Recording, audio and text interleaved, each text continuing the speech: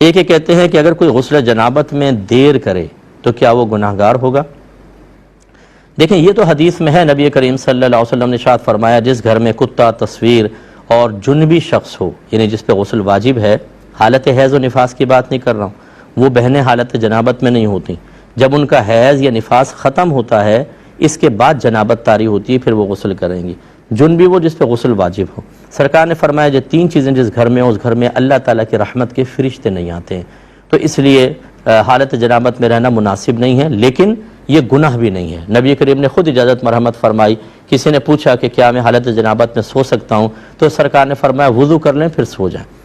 یعنی یہ استحبابی حکم تھا، وضو نہ بھی کریں تو آدمی سو سکتا ہے۔ ہاں یہ فقہا نے ضرور فرمایا کہ اگر سونے میں نماز قضا ہو جانے کا خوف ہو کہ آنکھ دیر سے کھلے گی یا کھلے گی نہیں، تو پھر تو غسل کر کے نماز کا انتظار کریں، اور یہ اسی وقت ہوگا جب ٹائم کلوز ہوگا، یا پھر یہ کہ آپ کی نیند اتنی گہری ہے، آپ کو پتہ ہے کہ جب میں سو جاؤں تو پھر لوگ لاتے بھی مارتے رہیں تو نہیں اٹھتے ہیں، تو پھر اس کو ویٹ کرنا واجب ہوگا تاکہ غسل کر کے آپ نماز ادا کریں۔ خصوصاً فجر کے معاملے میں ایسے ہی ہوتا ہے، اس کا خیال رکھا جائے گا۔